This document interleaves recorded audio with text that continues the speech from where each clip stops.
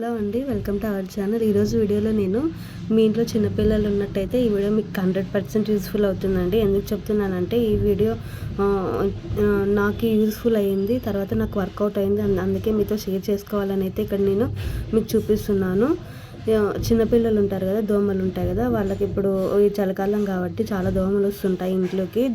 అలాంటప్పుడు మనం చాలా జాగ్రత్తగా ఉండాలి. చిన్నపిల్లలు ఉన్నప్పుడు వాళ్ళకి ఏ చిన్న దోమ కుట్టినా మనకి జ్వరాలు అనేటివి వస్తాయి. వాటి నుంచి మనం తప్పించుకోవడానికి ఇట్లా చిన్న చిన్న టిప్స్ అయితే ఫాలో అవ్వాలండి.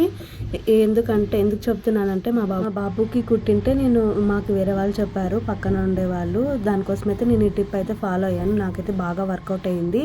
ఇందులో మీకు కూడా ఎవరైనా చిన్నపిల్లలు ఉంటారు కదా, వాళ్ళకి యూజ్ అవుతుందని అయితే మీతో ఇక్కడ నేను షేర్ చేస్తున్నాను. తర్వాత ఇప్పుడు డెంగ్యూ, జ్వరాలు అవన్నీ మలేరియా దోమలు కుట్టడం వల్ల వస్తాయి కదా, అలాంటి వాటి నుంచి మనం తప్పించుకోవాలంటే ఇలాంటివి ఖచ్చితంగా ఫాలో అవ్వాలి. ఇప్పుడు చలికాలం కాబట్టి జ్వరాలు, దగ్గులు, పరిసరాలు అనేటివి చాలా తొందరగా అటాక్ అవుతాయి. అలాంటప్పుడు మనకి అటాక్ అయినా చిన్నపిల్లలు ఉంటారు కదా, వాళ్ళకి కూడా వచ్చేస్తాయి.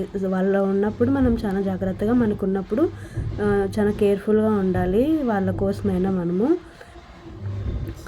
ఇప్పుడైతే మాకు లంచ్లోకి కాకరకాయ అండి, కాకరకాయ అన్నము. కాకరకాయ అంతా మేమైతే ఇట్లనే చేస్తాము. చింతపండు పులుసు కొంచెం వేసి, తర్వాత టమోటా కొంచెం వేసి, దాంట్లోకి అంటే మసాలా వేయమన్నమాట. మసాలా వేయకుండా ఇలా చేస్తే చాలా బాగుంటుంది.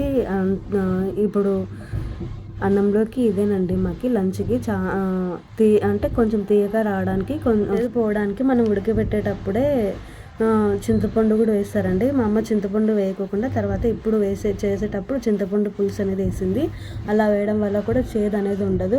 కాకరకాయ ఇష్టం లేని వాళ్ళు కూడా చాలా ఈజీగా తింటారు. అంటే చేదు అనేది చాలా మంది తినరు కదా, అలాంటప్పుడు మనము ఇలా చేసుకుంటే కన్నా చాలా బాగుంటుంది. దీంట్లోకి తర్వాత బెల్లం కూడా యాడ్ చేసుకోవాలి. యాడ్ చేసుకుంటే చాలా బాగుంటుంది. చపాతీలోకైనా, రైస్లోకైనా, ముద్దలోకైనా కూడా తినచ్చండి.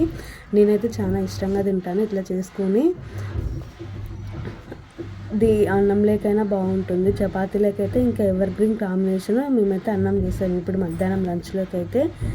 ఇక్కడ చూపిస్తున్నాను కదా మీకు, ఇవి చిన్నపిల్లలు ఉన్నప్పుడు మనం ఇందాక చెప్పా కదా ఇలాంటి టిప్స్ ఫాలో అవ్వాలి. నేనైతే ఇక్కడ మాకు చెప్పిన టిప్ అయితే ఇక్కడ మీతో షేర్ చేస్తున్నాను. చూడండి, లవంగాలు, కొన్ని లవంగాలు అంటే ఒక 10 అట్లా లవంగాలు తీసుకొని, తర్వాత తెల్లవాయి ఉంటుంది కదా, తెల్లవాయి, తర్వాత కర్పూరం ఉంటుంది కదా, అది కర్పూరము, లవంగాలు, కర్పూరాలు కూడా కొన్ని మనకి అంటే ఒక 5-6 అయినా వేసుకోవచ్చు.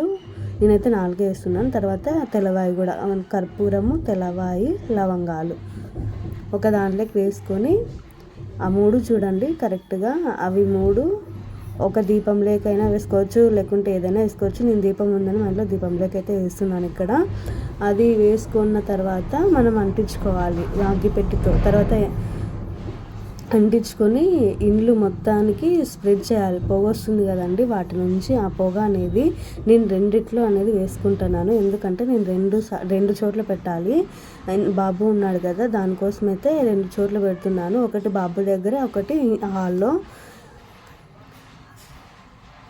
అట్లా పెట్టడం వల్ల అనేది దోమలు అనేది ఘాటుకి, తెల్లవాయి ఉంటుంది కదా, తెల్లవాయి, లవంగాలు అనేటివి ఘాటు కదండి, దానికోసం అయితే అవి వెళ్ళిపోతాయి, ఆ ఘాటుకి వెళ్ళిపోతాయి. నేను రెగ్యులర్గా ఒకటైతే నార్మల్గా పెడుతూ ఉంటాను. మీకు చూపించడం కోసం ఇక్కడ నేను ఇంకొకటైతే రెడీ చేశాను. ఇది తీసుకొని మనం హాల్లో అయితే పెట్టేస్తున్నాను. నేను ఒక మూలనైతే పెట్టేస్తున్నాను. ఇంకొకటి బాబు దగ్గర అయితే పెడతాను. అంటే ఉయ్యాల ఉంటుంది కదా, ఉయ్యాల దగ్గర అయితే పెడతాను. దోమలు రాకుండా ఘాటుకి వెళ్ళిపోతాయి. ఆల్ అవుట్ అవన్నీ పెట్టినా మనకి కదా, ఆల్ అవుట్ అవన్నీ యూజ్ చేయకూడదు. అవి పిల్లలకి అనేది ఎఫెక్ట్ చూపిస్తుంది. ఇప్పుడు కాకపోయినా నెమ్మదిగా చూపిస్తుంది, అందుకోసమైతే అవేమి యూజ్ చేయలేదు. ఇదండి ఇవాళ వీడియో. ఈ వీడియో మీకు నచ్చినట్టయితే వీడియోని అయితే లైక్ చేయండి, సబ్స్క్రైబ్ చేయండి ఫ్రెండ్స్. ఇలాంటి వీడియోస్ అయితే మీకు వస్తూ ఉంటాయి.